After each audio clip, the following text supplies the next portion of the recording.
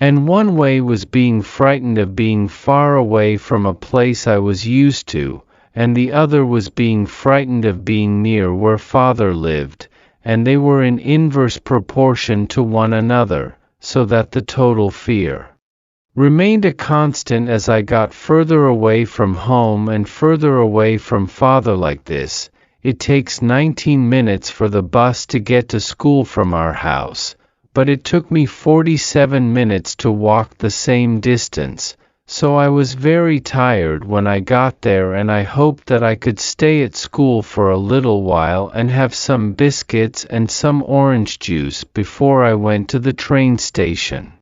But I couldn't, because when I got to the school I saw that Father's van was parked outside in the car park. And I knew it was his van because it said Ed Boone Heating Maintenance and Boiler Repair on the side with a cross spanner sign like this. And when I saw the van I was sick again. But I knew I was going to be sick this time, so I didn't sick all over myself, and I was just sick onto the wall and the pavement, and there wasn't very much sick because I hadn't eaten much. And when I had been sick I wanted to curl up on the ground and do groaning. But I knew that if I curled up on the ground and did groaning, then Father would come out of the school and he would see me and he would catch me and take me home. So I took lots of deep breaths like Siobhan says I have to do if someone hits me at school, and I counted 50 breaths and I concentrated very hard on the numbers and did their cubes as I said them. And that made the hurt less painful. And then I cleaned the sick away from my mouth, and I made a decision that I would have to find out how to get to the train station, and I would do this by asking someone, and it would be a lady, because when they talk to us about stranger danger at school they say that if a man comes up to you and talks to you and you feel frightened you should call out and find a lady to run to, because ladies are safer. So I got out my Swiss Army knife and I flicked out the saw blade and I held it tightly in the pocket that Toby wasn't in so that I could stab someone if they grabbed hold of me. And then I saw a lady on the other side of the street with a baby in a pushchair and a little boy with a toy elephant. So I decided to ask her. And this time I looked left and right and left again so that I wouldn't be run over by a car, and I crossed the road. And I said to the lady, "Where can I buy a map?" And she said, "Pardon?" And I said, "Where can I buy a map?" And I could feel the hand that was holding the knife shaking even though I wasn't shaking it. And she said, "Patrick, put that down, it's dirty." "A map of where?" And I said, "A map of here." And she said, "I don't know." And then she said, "Where do you want to get to?" And I said, "I'm going to the train station."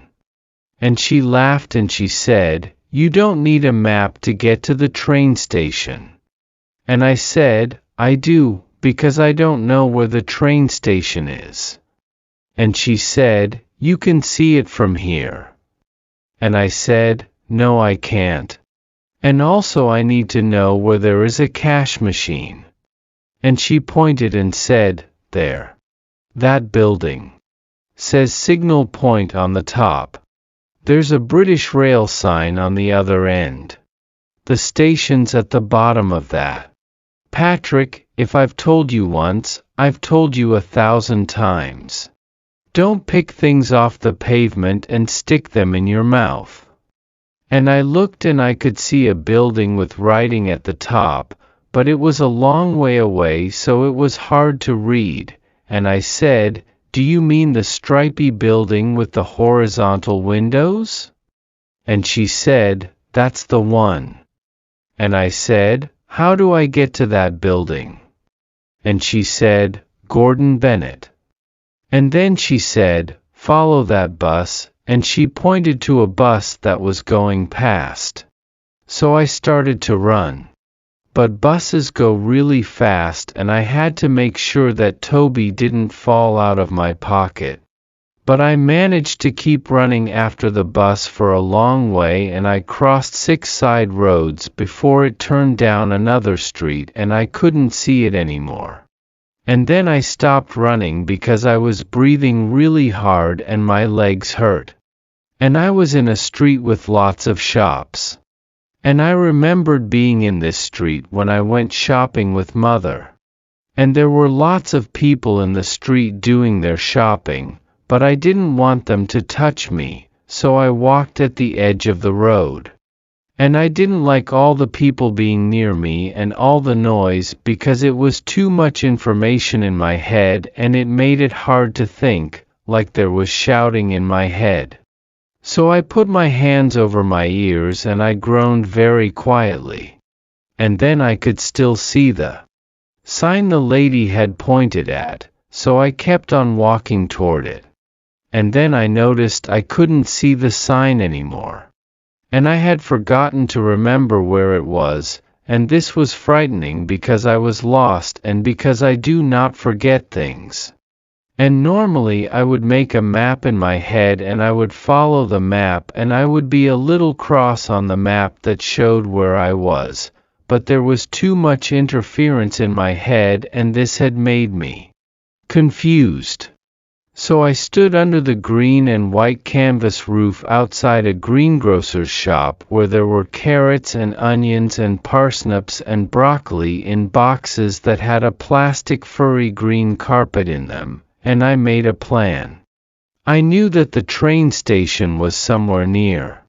And if something is nearby you can find it by moving in a spiral, walking clockwise and taking every right turn until you come back to a road you've already walked on, then taking the next left, then taking every right turn and so on, like this, but this is a hypothetical diagram, too, and not a map of Swindon.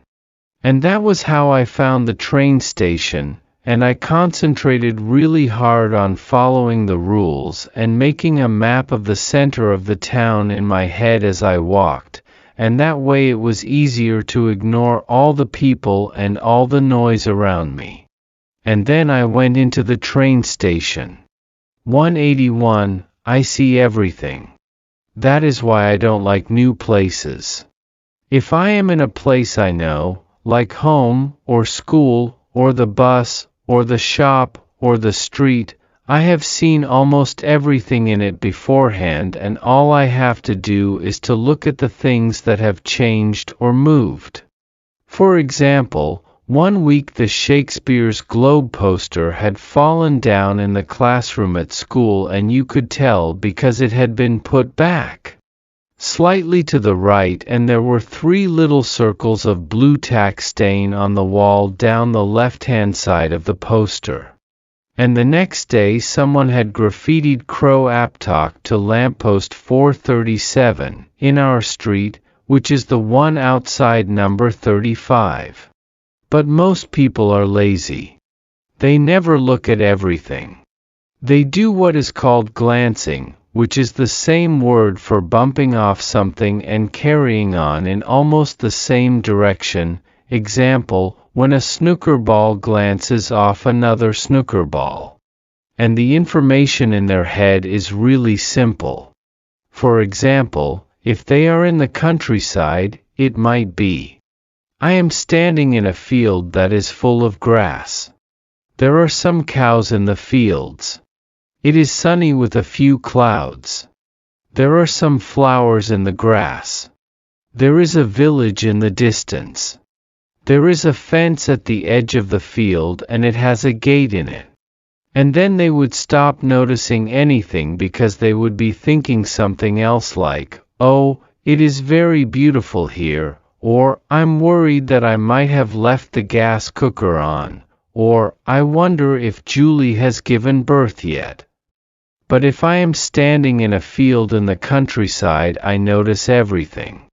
For example, I remember standing in a field on Wednesday, June 15, 1994, because Father and Mother and I were driving to Dover to get a ferry to France and we did what Father called taking the scenic route, which means going by little roads and stopping for lunch in a pub garden, and I had to stop to go for a wee, and I went into a field with cows in it, and after I'd had a wee I stopped and looked at the field and I noticed these things.